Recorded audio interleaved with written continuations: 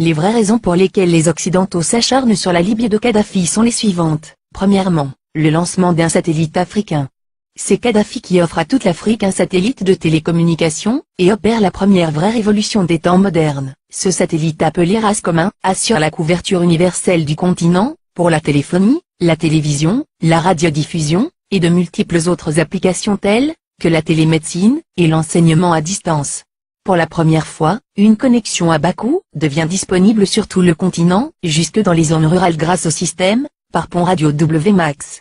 Cette histoire démarre en 1992, lorsque 45 pays africains créent la société RASCOM pour disposer d'un satellite africain et faire chuter les coûts de communication sur le continent.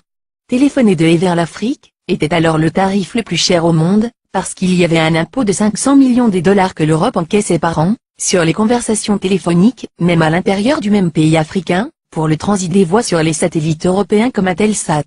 Un satellite africain coûtait juste 400 millions de dollars payables une seule fois, et ne plus payer les 500 millions de locations par an. Quel banquier ne financerait pas un tel projet? Mais l'équation la plus difficile à résoudre était: comment l'esclave peut-il s'affranchir de l'exploitation servile de son maître, en sollicitant l'aide de ce dernier pour y parvenir?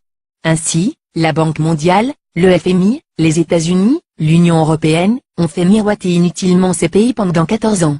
C'est en 2006 que Kadhafi met fin au supplice de l'inutile mendicité. Aux prétendus bienfaiteurs occidentaux pratiquant des prêts à taux usuraires, le guide libyen a ainsi mis sur la table 300 millions de dollars, la Banque africaine de développement a mis 50 millions, la Banque ouest-africaine de développement, 27 millions, et c'est ainsi que l'Afrique a depuis le 26 décembre 2007 le tout premier satellite de communication de son histoire.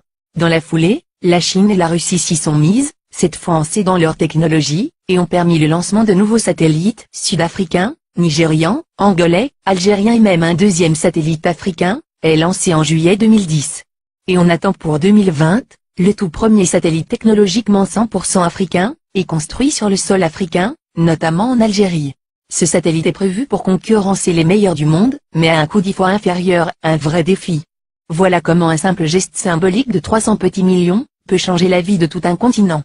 La Libye de Kadhafi a fait perdre à l'Occident, pas seulement 500 millions de dollars par an, mais les milliards de dollars de dettes, et d'intérêts que cette même dette permettait de générer à l'infini, et de façon exponentielle, contribuant ainsi à entretenir le système occulte, pour dépouiller l'Afrique.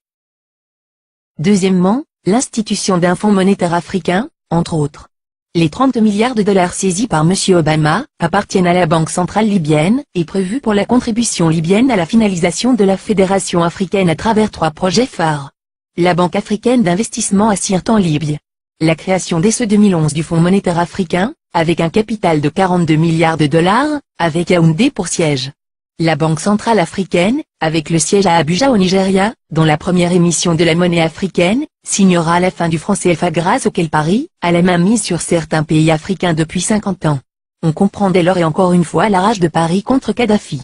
Le Fonds monétaire africain doit remplacer en tout, et pour toutes les activités, sur le sol africain du Fonds monétaire international, qui avec seulement 25 milliards de dollars de capital, a pu mettre à genoux tout un continent, avec des privatisations discutables, comme le fait d'obliger les pays africains à passer d'un monopole public vers un monopole privé. Ce sont les mêmes pays occidentaux qui ont frappé à la porte, pour être eux aussi membres du Fonds monétaire africain, et c'est à l'unanimité que le 16 au 17 décembre 2010 à Yaoundé les Africains ont repoussé cette convoitise, instituant que seuls les pays africains seront membres du Fonds monétaire africain. Il est donc évident qu'après la Libye la coalition occidentale déclarera sa prochaine guerre à l'Algérie, car, en plus de ressources énergétiques énormes, ce pays dispose d'une réserve monétaire de 150 milliards d'euros.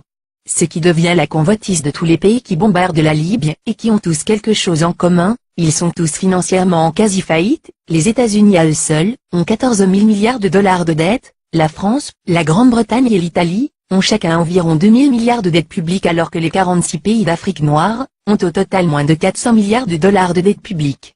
Créer des fausses guerres en Afrique dans l'espoir de trouver de l'oxygène pour continuer leur apnée économique, qui ne fait que s'empirer, ne fera qu'enfoncer les Occidentaux dans leur déclin, qui a débuté en 1884, lors de la fameuse conférence de Berlin.